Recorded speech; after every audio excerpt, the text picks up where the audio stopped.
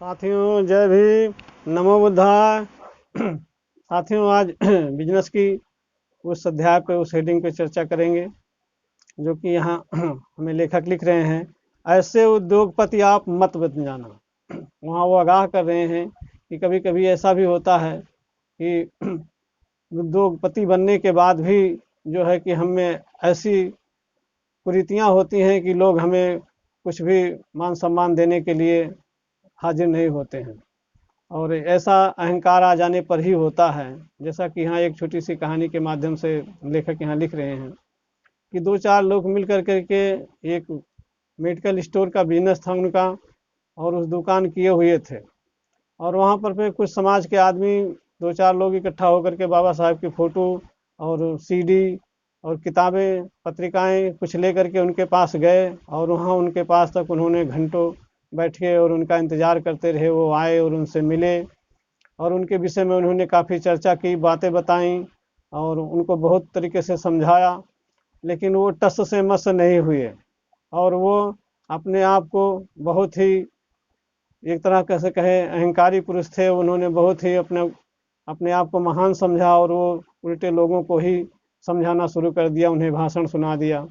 तो यही लेखक यहाँ कह रहे हैं कि ये अपनों में, खास करके दलित समाज में ऐसा अपने में होता है कि जो थोड़े बहुत ऐसे हो जाते हैं कि उनके पास, तो फिर भी उनके अंदर इतना अहंकार आता है, जबकि उनका एक छोटा सा व्यापार था, कोई बहुत बड़ा नहीं था, लेकिन फिर भी ये हाल है। तो वहाँ लेखक लिख रहे हैं कि अगर उनको थोड़ी सी और ऊंचाइयों पे और जाने के लिए अगर उनको बहुत बढ़िया अवसर मिला, तो वो अपने सामने किसी को भी नहीं, अपने से महान अपने को नहीं समझेंगे, किसी को मान सम्मान देने के लायक नहीं बनेंगे। इसीलिए वो कह रहे हैं, यहाँ उसी अध्याय को ही उन्होंने बना दिया कि ऐसे उद्योगपति मत बन जाना, क्योंकि ऐसा बन जाना भी कोई बहुत अच्छी बात नहीं है, जो कि अपनों को पहचाने ही ना, इस तरीके से अपने धन और माया की खोप में बच जाए। बाद में उसी कड़ी में पड़ोसियों से जा करके उन साथियों ने जब पता किया तो बोला कि इनका कोई एक साधारण सा बिजनेस है, कोई बहुत बड़ा नहीं है, लेकिन ये अपने आप को बहुत अमीर और भाग्यशाली समझते हैं।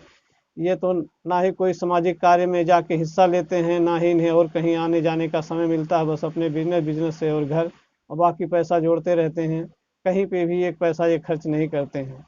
तो ठीक इसी तरीके से एक उदाहरण, एक कहानी के द्वारा हमें समझा रहे हैं कि ऐसे नहीं बनना चाहिए। हमारे अपने जो जिन्होंने गरीबी देखी है उनको दूसरे की गरीबी का भी एहसास करना चाहिए। साथियों ये बहुत ही ज़रूरी है, नहीं तो ऐसे हम ऐसे अहंकारी पुरुष बन जाएंगे कि हमें कोई भी, हमारा बगल का भी आदमी हमें, और ये तो बिजनेस का काम है, उतार और चढ़ाव, कभी तो नीचे को भी झुकना है थोड़ा सा, तो कभी ऊपर को भी बढ़ना है, ऐसा बिजनेस में होता है। और इसके लिए साहस की ज़रूरत है कि हम दुख आने पे घबराएं नहीं, और खुशियाँ आने पे अपने आप को पूरा पागलपन ना दिखाएं, या खुशियों में बौखलाहट ना आए। इससे सचेत कर रहे हैं लेखक, यहाँ में लिख करके समझा रहे हैं, बता रहे हैं कि ऐसा नहीं करना चाहिए। ऐसा करने से हमारे अंदर अहंकार आ जाता है। अब एक छोटा सा अध्याय है साथियों, इसी के चर्चा करते हुए आगे की लाइनों में कवि लिख रहे हैं, लेखक लिख रहे हैं, ऐसे उद्योगपति मत बन जाना। हम चाहते हैं कि दलित समाज के लोग अपने आसपास गांव, कस्बे व शहर में छोटा बड़ा बिजनेस करें, कुछ धन कमाएं और परिवार व समाज के कल्याण में अपना योगदान दें। लेकिन यह क्या कि बिजनेस की छोटी सी शुरुआत में ही हमारे कुछ लोग अपने आप को बिल गेट्स या बिड़ला से कम नहीं समझते हैं। दरअसल ऐसे ही एक एमए पास दलित व्यक्ति के छोटे जनरल स्टोर पर हम बाबा साहेब व अन्य दलित साहित्य लेकर गए। 1 घंटे बैठे रहे, लेकिन भाई ने एक भी पत्रिका, पुस्तक या अम्बेडकर की तस्वीर नहीं खरीदी, उल्टा हमें लंबा भाषण सुना दिया।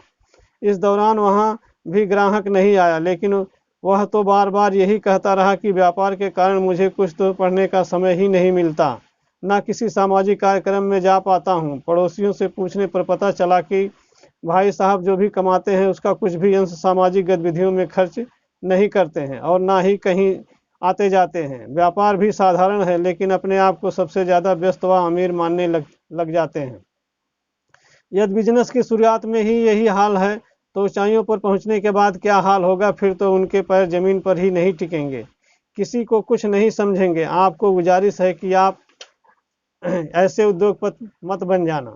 इससे अच्छा तो साधारण कर्मचारी या मजदूर दलित भाई अच्छा है, जो यहाँ वहाँ नज़र तो आता है, कभी कभार चंदे की रसीद तो कटवाता है, तथा सामाजिक व वैचारिक जागृति का साहित्य पढ़ने के लिए पैसा व समय भी निकालता है। साथियों, यहाँ लेखक हमें कितने सुंदर ढंग से यहाँ समझा रहे हैं।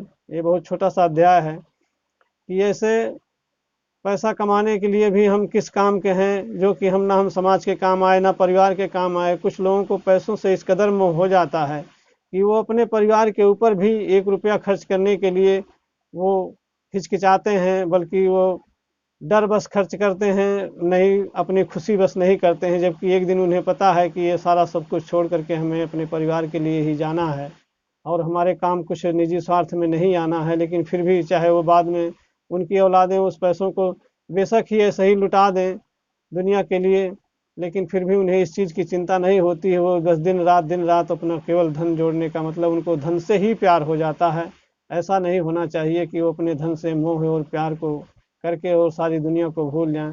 इसलिए सचेत और आगाह करते हैं। ऐसी विचारधारा बाबा साहब की भी नहीं थी साथियों, इसलिए ऐसा नहीं करना चाहिए। ये बहुत छोटा सा अध्याय था साथियों, यही वाणी को विराम लेते हैं। आगे दूसरे अध्याय पर हम फिर चर्चा करेंगे आपसे। साथियों, जय भीम, नमो बुद्धाय।